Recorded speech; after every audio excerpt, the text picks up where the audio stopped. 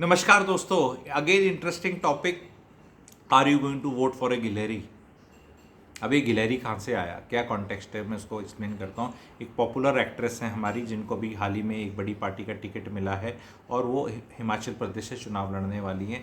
उनका एक इंटरव्यू देखने को मिला एंड उसमें उनने बोला है कि जी हम तो इनकी सेना हैं और इनकी सेना में जैसे राम जी ने राम सेतु क्रॉस किया था तो वो जो गिलहरी थी, तो हम तो गिलहरी हैं, जो हुक्म आएगा हम उस तरह पालन करेंगे। तो मैं आप लोगों से, जनता से पूछना चाह रहा हूँ कि जो हम ये एमपी इलेक्ट करने वाले हैं इस इलेक्शन में, ये क्या गिलहरियाँ करने वाले हैं कि जो किसी आका की कमांड जो आएगी वो फॉलो करेंगे, या हमें अपना लीडर चूज़ करना है जो हमारी बात को पार्लियामेंट में रख सके और शीर्ष नेतृत्व के आगे रख सके, और हमारे फ़ायदे के लिए अगर पार्टी लाइन के अगेंस्ट जाना पड़े या किसी और के भी जाना पड़े तो भी जाए। हम नेता चूज़ कर रहे हैं, लीडर चूज़ कर रहे हैं, या ये कठपुतलियाँ यूज़ कर रहे हैं। मैं इन पॉपुलर एक्ट्रेस का बड़ा आदर रखता हूँ क्योंकि ये बेबाकी से सत्य बोलती हैं। ऑनेस्टी है, एक इनोसेंस है। इनोसेंस और ऑनेस्टी अपने में बहुत काबिल तारीफ़ है। ये वो बात बोल रही हैं क्योंकि नई नई है ना, पॉलिटिशियन तो है नहीं, टिकट ही मिला है, ठीक है, तो नई नई है। ये वो चीज़ बोल रही हैं जो कोई और बोल नहीं रहा, पर हरकतें उनकी भी वही हैं। सब गिलहरियाँ बनी बैठी हैं किसी की, मतलब किसी को मर्जी ले आओ, अपना दिमाग लगाना ही नहीं है। क्या मंडी की जनता गिलहरी को वोट करने वाली है? अब बोलेंगे नहीं तो दूसरे, अरे भैया को दिमाग वाले को देना है ना वोट, हमें नहीं तो फिर सीधा ही ये बीच में सिस्टम डाला कि हुआ है, वही आदमी खड़ा कर दो भाई। वहां पे जैसे ट्रंप और बिदेन खड़े हो जाते हैं वैसे ही कर दो खड़े यार, तुम दो काम ही खत्म करो ना तुम। ये हमारा ये वाला आके ऐसे फिर उनकी छोटी फोटी छोटू फोटू, फिर ये फोटू, और फिर उसको एमपी, ये फिर किस लिए करो? एमपी लैडी के फंड है, हमारे एमपी साहिबा हैं, एमपी साहब हैं, ये टंटे करने की जरूरत क्या है? तुम गिलहरियों को वोट ना करें एंड ये क्वेश्चन करें कि भाई मैडम प्लीज़, आप इतना टैलेंट है, आप में दिमाग है, आप में हिम्मत भी है, तो गिलहरी मत बने आप जनता की।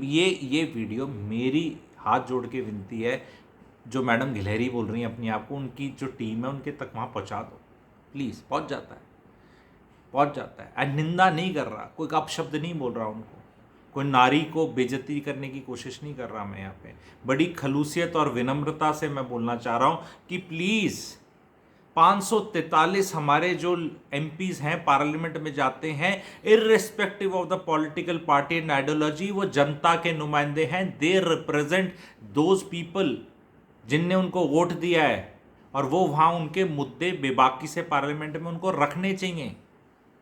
अगर वो खुद ही पोर्ट्रे करेंगे कि हम तो तुम्हारे रिप्रेजेंटेटिव नहीं हैं, हम शहंशाह के रिप्रेजेंटेटिव हैं, यहाँ मनसबदारी सिस्टम में हमें मनसबदार बना के भेजा गया है, तो फिर ये डेमोक्रेसी का उपहास होगा, ये डेमोक्रेसी नहीं होगी। ये मैसेज है। तो प्लीज डू नॉट सेलेक्ट गिलहरीज एंड आस्क दैट पॉलिटिशियन जो खड़ा हो रहा है, भाई तू क्या करेगा?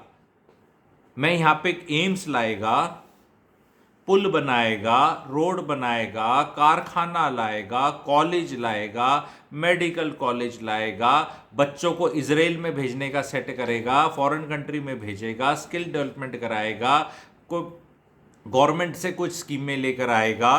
क्या करेगा तू बता ना। हरियाणा में बैठे हो, हिमाचल में बैठे हो, यूपी में अगर भव्य मंदिर बना है तो यूपी तक वो बात चले तो समझ में आता है। आप अगर तमिलनाडु में कुछ कर दो तो भैया हिमाचल वाले को, हरियाणा वाले को क्या लेना देना उससे? नहीं, देश तो एक ही है, तो क्या मतलब फिर तमिलनाडु में आपने किया, हरियाणा वाले आपको वोट देते, तमिलनाडु वाला आपको दे नहीं रहा कुछ। आप समझे ना मेरी बात। मैंने वहां कश्मीर में, तो कश्मीर में आपने कुछ अच्छा कर दिया, कश्मीर वाले दे देंगे आपको वोट, अच्छी बात है। उसके उस पे करने पे महाराष्ट्र वाला क्यों? तो क्या देश एक नहीं? अरे देश एक नहीं भाई, हमारे भी तो मुद्दे हैं, हमारी भी तो पार्लियामेंट, ये इसी टाइम तो सुनवाई होती है, नहीं तो पॉलिटिशियन सुनने का कहाँ। अभी ये वीडियो क्यों बन रहे हैं, 2 महीने बाद क्यों नहीं बनेंगे? 2 में कौन पूछेगा? अब शायद भी कोई पूछ ले, कोई इफेक्ट है? एक बार आपने भाई बहन को वोट दे दिया, उसके बाद इनने 5 साल तक आपका गोत नहीं पूछना। गोत is short for gotra in Haryana, which is like your surname. They are not going to ask your surname, who you are, where do you belong, what happened. अब तक तो ये दबे हुए हैं सारे के सारे, सब सुनेंगे, अभी सुनना पड़ेगा इन्हें। पर हम सब गिलहरियों को वोट करने जा रहे हैं। अब क्या करें बता। विल यू वोट फॉर गिलहरी? Please type in the comment section.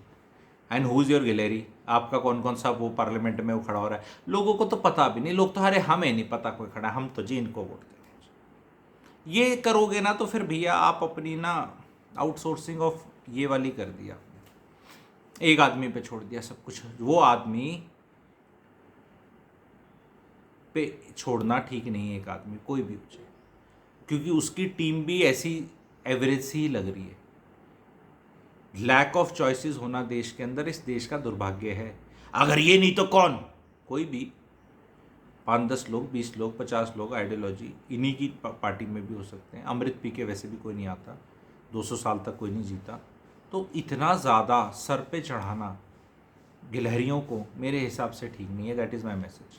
Vote तो ऑफकोर्स गिलहरी होगी या कुछ कोई और कुछ अलग अलग तरह के जानवर आप चूज़ कर लो, इन्हीं के बीच चूज़ करना है। बट देख लो, सवाल पूछ लो, why can't we choose people who can speak nicely? Nicely means गाने की तरह नहीं, लॉजिक। अगर कोई बोल रहा है कि मैं तो किसी की सेना की गिलहरी हूँ, तो भी अब मैं बोलूँ तो गिलहरी मैडम आपको अब मैं क्या करूँ वोट देके? खैर मैं तो शुक्र है मंडी में नहीं हूँ, मंडी वालों को तो करना पड़ेगा। हमारे तो गुरुग्राम में मेरे ख्याल मामला ठीक ही है मेरे हिसाब से, चाहे कोई सा भी दूसरा कैंडिडेट नहीं हुआ है, बट ठीक है, यहाँ तो गिलहरी नहीं लग रही मुझे, ठीक है। बट ठीक है, वे बोलेंगे तू कौन सी, या कौन सी में मत जाओ, एक ही वोट है हमारा, 10 नहीं ले सकते, ठीक है। लेकिन गिलहरियों को वोट नहीं देना चाहिए, किसी भी पार्टी की गिलहरी हो। थोड़ा तो दिमाग अपना हो यार, ज़्यादा ना हो, थोड़ा तो कुछ तो पर्सनालिटी अपनी हो। पर बोल सही रही हैं मैडम, सच बोल रही हैं, इनोसेंटली बोल रही हैं। नई नई पॉलिटिशियन है, शायद उन्हें कोई सिखाएगा, ठीक है। अब इस वीडियो के माध्यम से सिखा लो यार, ऐसे बोलो, ऐसे नहीं बोलते यार। गिलहरी होने के बाद भी बोलने की ज़रूरत नहीं है। बोलोगे तो यार फिर मतलब कोई ना कोई हमारे जैसा आके ऐसे बोल देगा, फिर उसमें डांट पड़ जाएगी कि ऐसे बोलना नहीं चाहिए था। बहुत बाकी भी गिलहरी हैं, ठीक है, पर वो बोल नहीं रही हैं, ठीक है। तो आप भी मत बोलें। पर जनता को रिक्वेस्ट ये है कि प्लीज़ सी थ्रू योर नेता एंड सी उसका एजेंडा क्या है, वो आपको कैसे आपके जो भी इश्यूज हैं उनको कैसे रिजॉल्व कर रहा है। एक गैस की पाइपलाइन आना घरों में, जो ये येलो पाइपलाइन आती है, जैसे गुड़गांव में आ रखी है, कई जगह नहीं आ रखी। तो ये जो एक्चुअल है सीवरेज के इश्यूज़, वेस्ट मैनेजमेंट के इश्यूज़, आपके कूड़ा कहाँ से सेट होगा, वो कूड़ा सेग्रीगेट होगा, एनवायरनमेंट का क्या हो रहा है, पोल्यूशन का क्या हो रहा है, पराली का क्या हो रहा है, आप क्या कर रहे हो, ये वाले issues are the real issues. And ये जनता को अपने रिप्रेजेंटेटिव जो उनको रिप्रेजेंट करने वाला है उसके माध्यम से रेज करने हैं। हर चीज़ को करप्शन कर दी, उसने कर दी, इसने कर दी, करप्शन का तो इलाज है ही ना। कर दी जिसने, जो होगा कोर्ट देख लेगा। 2G में कोर्ट ने छोड़ दिया, कोयले में छोड़ दिया, अब इलेक्ट्रॉन बॉन्ड की बारी है, इसमें कहीं कुछ लिखा ही नहीं जा रहा। तो हम उसकी चर्चा करके कब तक करेंगे? किसने करी, किसने किसने पता ही नहीं। जो आपको अफेक्ट कर रहा है वो मुद्दे भी बोलें, स्पेशली बड़े शहरों वाले मिडिल क्लास इश्यूज जो हैं वो बोल भी नहीं रहे, फालतू की जयकारे लगा रहे हैं। जयकारे तो लगाने बंद कर दें। हर वीडियो में मेरा एक मैसेज तो रहेगा, किसी भी पॉलिटिशियन की जय हो मत बोलो। जय हो बोलनी है तो भारत माता की जय हो बोल दो, वो देश है हमारा। और उनकी भी एक लिमिट में करो, क्योंकि वो भी आफ्टर टाइम ना वो too much of an emotion भी आपको सेंसिटाइज कर लेता है। क्योंकि ये लोग भी आके आपसे जयकारा पहले उनका कराते हैं और उसी में ही फिर अपना भी करवा लेते हैं। ये भी एक कैच है। तो जब पहला वाला बोलेंगे तो सब जय बोलेंगे, फिर दूसरा, तीसरा, चौथा, फिर में अपनी करवा लेते हैं। तो ये ट्रैप में फॉल ही मत करो पॉलिटिशियंस के। और अवॉइड करो किसी भी रैली में जाना। अगर रैली में जाना है भाइयों बहनों तो 1000 रुपये से कम में मत जाओ।